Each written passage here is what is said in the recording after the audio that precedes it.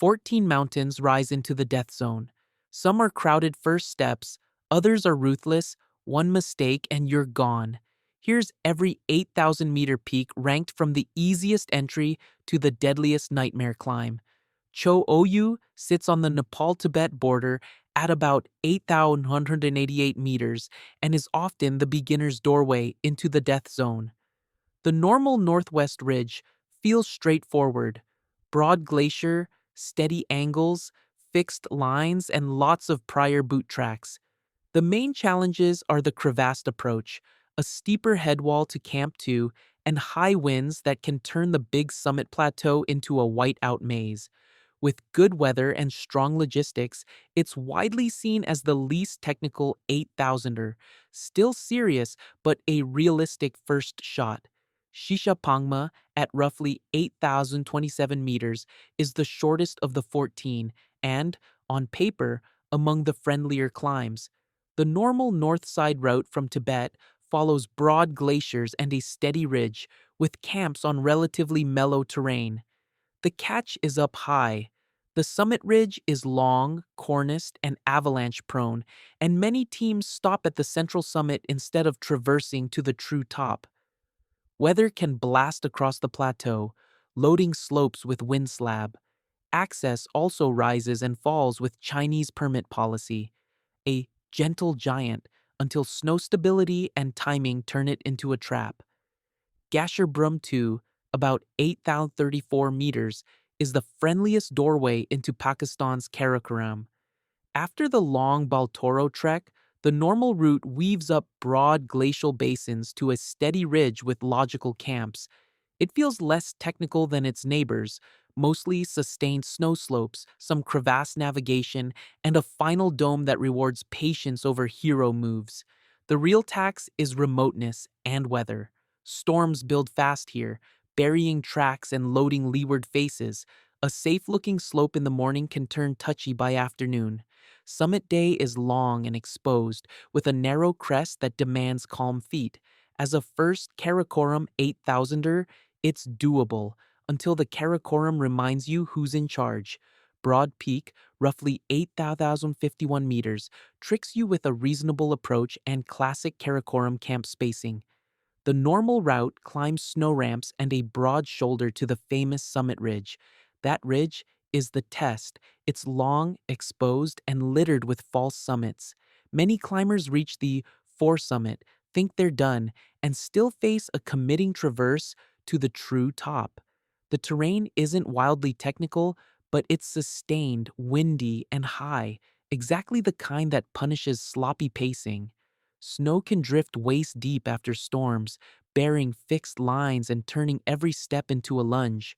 On descent, that same ridge becomes a tightrope when you're dehydrated and low on oxygen. Broad Peak isn't the scariest 8,000er, it's the one that quietly drains you dry. Manaslu, about 8,163 meters, looks inviting on paper, a well-traveled autumn season, big teams, and a normal route that's mostly steep snow, rather than complex mixed climbing. But the mountain's shape concentrates danger. From the long glacier plod to Camp 3 and above, slopes sit beneath hanging seracs and wind-loaded bowls.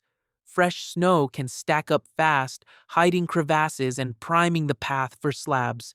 The terrain between Camp 3 and the high camp is the trap. It feels reasonable, yet historically avalanches here have swept entire rope sections. Crowds don't help. Bottlenecks mean you're standing under overhead hazards longer, and turning around can be as risky as pushing on. The true summit is a narrow, exposed crest reached by a short but airy traverse. Manaslu is proof that moderate climbing can still be deadly when all the pieces, snow, wind, and timing, line up wrong. Lhotse rises to about 8,516 meters, glued to Everest like a sharp fin on the skyline. Most teams share the same early path as Everest, weave the Khumbu icefall, cross the solar oven of the western CUM, and grind up the steep, blue ice Lhotse face to Camp 3. From there, it splits, and the tone changes. The summit push funnels into the Lhotse couloir, a narrow chute that can feel like a chimney at 8,000 meters. Angle-wise, it's not absurd, but it's sustained and often bullet-hard. Rock and ice fall from the sidewalls, especially when the sun hits, and there's almost no room to pass. If someone above you clips in slowly, everyone below chills and burns oxygen. If someone slips, the whole line tenses. Compared to Everest's final slopes, Lhotse's finish often feels more technical and more exposed, with fewer restful steps. You have to stay calm, precise, and efficient.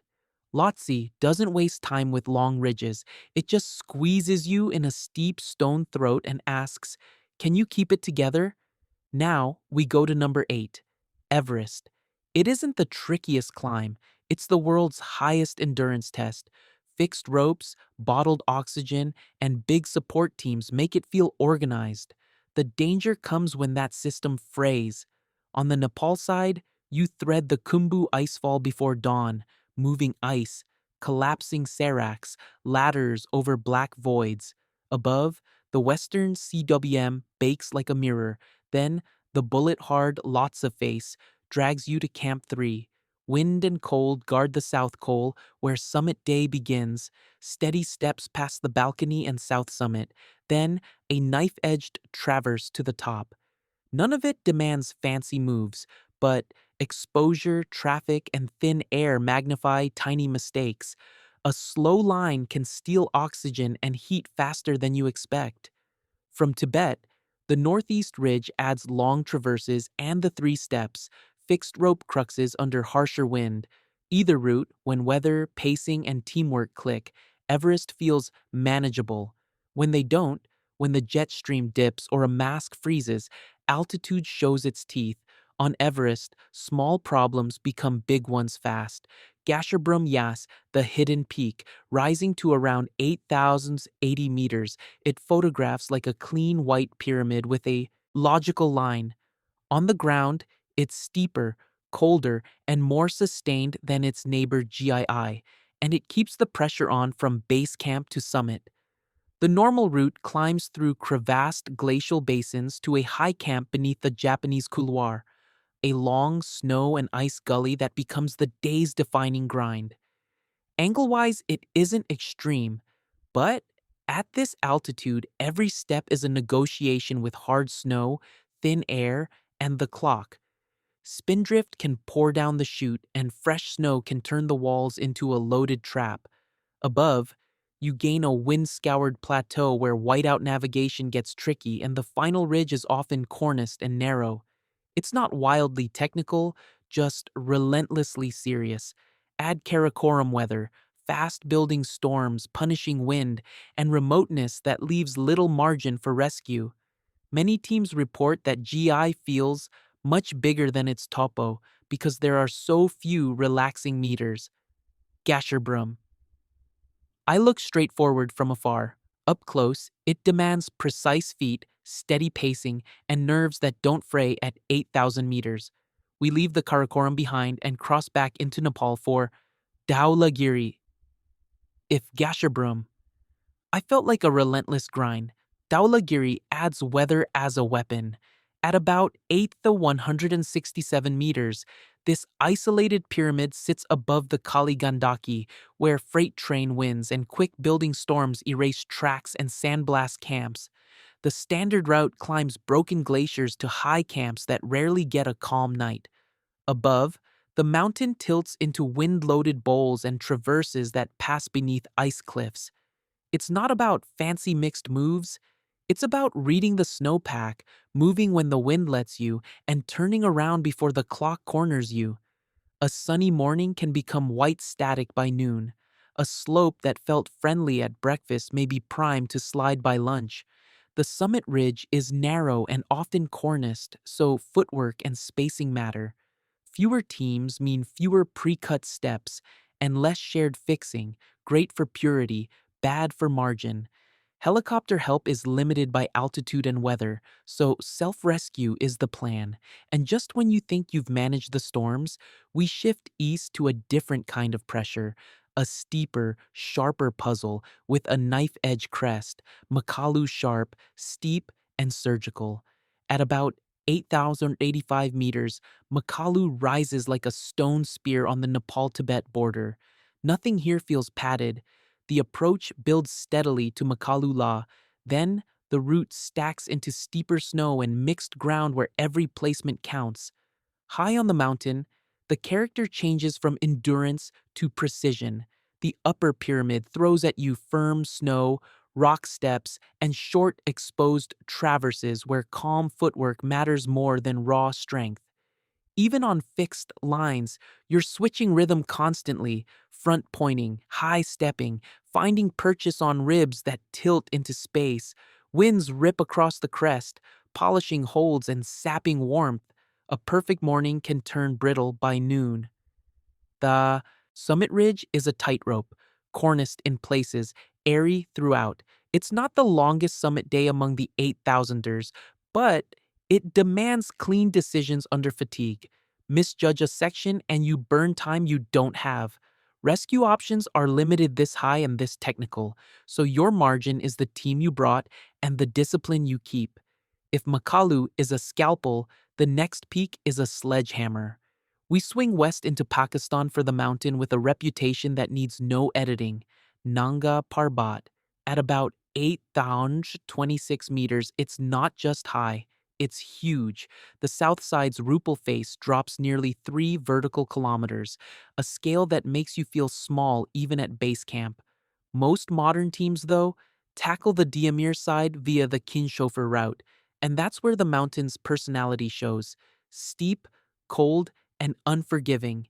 Early on, a broken glacier leads to the Kinshofer wall, a rock and ice step that's short on paper but long when your pack is heavy and the thermometer sulks. Fixed lines help, yet any fresh snow turns the approach into a slide path and the wall into a fridge. Above, broad snowfields lull you before kicking into wind-scoured ribs and avalanche-prone gullies. The summit pyramid feels closer than it is. Distances here stretch because every meter needs care. Weather windows are tight, and when the Indus Valley funnels storms, spindrift loads lee slopes fast. Rockfall and icefall don't announce themselves. You just hear a thud and look uphill. It's not the most technical of the top 4, but it's relentless. You ration energy, attention, and warmth, and the mountain tries to spend all 3. From Pakistan's Bruiser, we swing to the far eastern Himalaya for number 3, Kangchenjunga, remote, austere, and stingy with second chances. At about 8,586 meters, it's the world's 3rd highest, and it feels every bit as serious as the top 2. The approach is long, the valleys are quiet, and rescue options are thin. This mountain tests logistics before it tests lungs. Most modern teams climb from Nepal via the Yalung, southwest face, stacking camps up broad glacial basins before the route pinches into steeper, avalanche-prone couloirs. The snow here can feel right at dawn and spooky by late morning. Wind loads lee slopes fast, and spindrift pours down like sand. Nothing is gymnastic, but everything is consequential. Sustained angles, crevasses that hide until you're on them, and seracs that loom across the route. High on the mountain, the personality turns austere. The summit ridge is long, narrow, and often corniced, with multiple tops and no easy bailout. Navigation in a whiteout becomes a chess match you play while oxygen deprived. Many climbers stop a respectful step short of the true top, following local tradition, a reminder that this peak is woven into the culture as much as the skyline. Kangchenjunga doesn't shout, it steadily takes your margin, and with that margin shrinking, we enter the top 2, the place where statistics and stories agree. Next up, number 2, Annapurna Y, the Avalanche Labyrinth. At about 8,091 meters, Annapurna isn't the tallest, but its terrain stacks hazard on hazard. Most teams approach from the north, climbing bowls and ribs that look friendly at dawn and loaded by midday. The problem isn't a single technical crux, It's exposure time beneath overhead snow and ice. Early on, you thread broad basins where wind transports powder into stiff slabs. Crevasses hide under new snow, and the safe line can shift with every gust. Higher, traverses run beneath seracs that shed without warning, and couloirs act like funnels, quiet for hours, then suddenly alive. Fixed ropes help you move fast, but crowds can stall exactly where you least want to linger. On Annapurna, a 5-minute delay can feel like a bet you didn't mean to place. Weather windows are short, the sun hits early, and warming turns powder into a heavy, sliding skin. Teams start in the dark to sneak through before the slopes wake up. But even perfect timing only narrows the odds. The summit ridge isn't the hardest part. The gauntlet is getting there and getting back without the mountain changing its mind. Modern forecasting and strong rope work have improved outcomes, yet Annapurna still demands humility and quick decisions. And if Annapurna is the maze that tries to bury you, our final peak is the blade that tries to cut you. Number 1, the Savage Mountain, K2. At about 8,611 meters, K2 is steep from glacier to summit with almost no rest terrain. The normal route up the Abruzzi spur stacks challenges like rungs on a tilted ladder. House's chimney, usually fixed but awkward at altitude. The Black Pyramid's sustained mixed steps, then the wind-scoured shoulder where plans either firm up or fall apart. Above the 8,000 meters waits the crux everyone talks about, the bottleneck and traverse. You climb a narrow 50-60 degree ice couloir directly beneath a hanging serac, then edge across a long exposed traverse where a stumble or a broken anchor has no forgiveness. The angle isn't the only threat, it's the time you spend under something that can fail without warning. Crowds don't necessarily make it safer. A traffic jam here simply means more minutes in the line of fire. Weather is its own villain. K2 brews colder winds and tighter windows than most 8,000ers. Clouds roll in fast, tracks vanish, and descent visibility can drop to zero just as oxygen, daylight, and judgment run low. Rescue is limited, and the mountain offers few places to reset. Modern fixed lines and oxygen help, but only so far. On K2, you need perfect timing, disciplined teamwork, and a little luck. It's the peak where doing everything right still might not be enough. And that brings us back to base camp. From Cho Oyu's forgiving plateau to K2's lethal bottleneck, these 14 peaks prove that easiest never means easy, and deadliest isn't just a name, it's a mindset.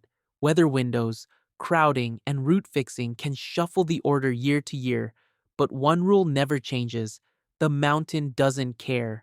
Your plan, your pace, and your partners are your margin. Which ranking surprised you most? If you had the skills and the team, which one would you try, and which is a hard no forever? Drop your pick in the comments. If this breakdown helped, tap like, hit subscribe, and share it with the friend who says Everest is just a hike.